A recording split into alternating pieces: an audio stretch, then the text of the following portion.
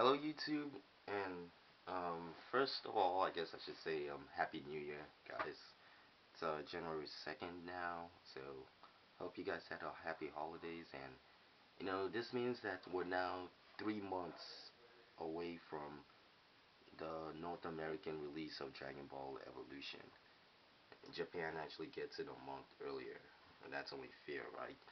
But anyway, so today's episode I want to talk about references to the anime that people may have noticed, or references to the anime that people haven't noticed yet that I noticed, and and what other things what other things are in the movie that you wouldn't expect, that you don't know about yet. So, first things first is that I want to focus on the character of Chi-Chi a little bit. Now, we know that Goku and Chi-Chi are in high school together, they're, so that would mean that they're about 18 years old. Actually, they're about 18 years old, and um, now we know that that is definitely different from the anime, and we're not all happy about that. I'm not really happy about that either, but we'll just see how it goes. But anyway, the thing is that it's been confirmed that Goku and Chi Chi, they've been friends. They've actually been friends. They've known each other. They've been friends with each other since they were little kids.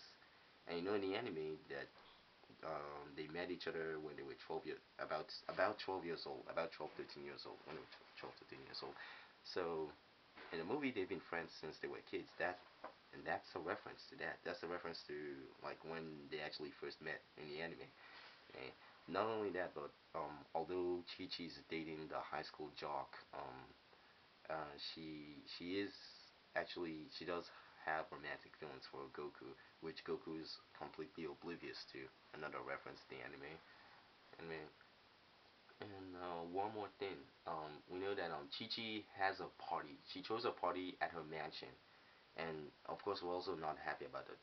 Some of us were not really happy about the party thing either. But but think about it. But Chi Chi has a mansion, which means that she's probably rich. Yeah, she's probably rich, and we know that in the anime, her dad, Ox King was like, oh, he was like a king. Yeah, he was rich. He was a rich dude. He had like a lot of land. He had a castle and stuff. So, so the backstory. So Chi Chi's rich. So we know that Chi Chi's rich. So what that means is that, like, although like the kind of like the character content within the movie isn't really consistent with the anime, the backstory and like the history of the characters, it's still pretty much the same. So that's a good thing. That's a good thing. And what else is next? Okay. So next, if you notice in the trailer that at a certain, I don't remember what point in the trailer, but there was a certain point in the trailer where you see like something that looks like a space shuttle, I guess, a comet, something like crashes into, I think it was like an ocean, and there was a little piece of land in the background. Now, um, anybody want to take a guess at what that is? I think it's a Saiyan spaceship. It looked about this. It looked like the same shape, the same like the same figure of the same spaceship from the anime. And there was only one of them. There was only one of them. So that means that it's one of two people. It's either baby Goku like crash landed to Earth, or it's Raditz. Yes, it could possibly be Raditz. It could be. We don't know yet. And it could be Raditz because here's another thing. Like it's been confirmed that like um, Fox, they definitely want to do a sequel, and should they get around to doing a sequel, then Stephen Chow, who's the producer, he's already developing the fighting movements for both Vegeta and Nappa. So that's gonna mean that in the sequel we're gonna see Vegeta and Nappa coming to Earth together. Better. So if the Saiyan spaceship that we see, if it's a Saiyan spaceship one, and two, um if it's not Goku coming in that spaceship we saw in the trailer, that means that it's got to be Red. There isn't anybody else it could be. So that's a bit of excitement. So we all want to see a trailer. Well, we all want to see a sequel. I mean, I want to see a sequel anyway. So we could see Raditz in it, I wasn't expecting to, but we could be seeing Reddit, so that's kind of exciting news. And three, next, I read a set report. There was a set report like um a few months ago, and I don't. It was of like there was a South American actress. I forget what her name is. I'll post a. I'll try to find. I'll find it and I'll post a link on the side. So look for that. It was a South American actress, and she gave an interview, and she says that she plays an avatar who helps Goku on his quest. And I don't know what that's all about, but it just sounds pretty interesting. I'm really not sure how this would relate to the anime or if it does at all, but it does sound pretty interesting. Interesting. It could make it really makes the story sound a bit more like whimsical. So just look for that. I'll post a link to that article on the side, so look for that. And next is that it's been hinted.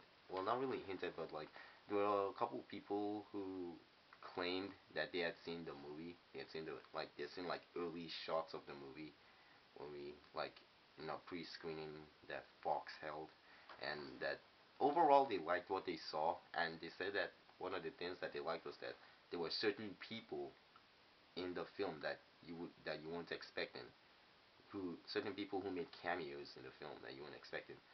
So that could mean that we're possibly gonna see a cameo from Krillin, um, also Tien, and I mentioned Raditz too. So Krillin could definitely have a cameo in it. So that's exciting. Like we could actually see Krillin in it. I mean, he's not actually gonna be taking part in the story, but we could definitely see him. So Krillin, Tien, possibly to maybe Chaozu also. I'm not sure, but we could see him, and that's something exciting to see. So there's a so like the I know the story. It's been like kind of like made its own. It's definitely diverged a little bit. Not really a little bit, but it's definitely diverged from the source material a bit. But the general history and the history of the characters, the and the characterization, it's actually done right. So I'm liking that. So um so there really isn't much more to say. Let's say about that. So oh, one more thing actually, like if you guys didn't already know, like there's a certain character in the film um that I think like his addition to it, it's very interesting. Interesting, and the character I'm talking about is Master Mutaitu. If you guys don't know who that is, that's Roshi's old master, who actually created the technique that imprisoned Piccolo in the first place. So, and if you watch the anime, you know that he died a long time ago. He died the first time he imprisoned Piccolo, like, because the technique it actually takes away the life force of the user. So he died a long time ago, but in the movie he's still alive. He's actually in the story. He's gonna be doing something in the story, and I I don't know what he's gonna be doing, but the fact that he's here, it's pretty interesting. It doesn't make it wrong, and I don't think it like that makes the story bad, but it just it doesn't make the story bad at all. It just makes it more interesting. So so it's not exactly like the anime, but like it still holds the spirit of it. It still holds the spirit of it, and that's a good thing because like you don't necessarily know what to expect. Although you've seen the story before they've made it in a new way so that like you don't exactly know how things are gonna happen. So I'm looking forward to that. And so tell me what you think about all of these things and what if you guys know of any other like surprises that we don't know about yet. Then feel free to mention it. So thanks for joining me. Happy New Year, guys.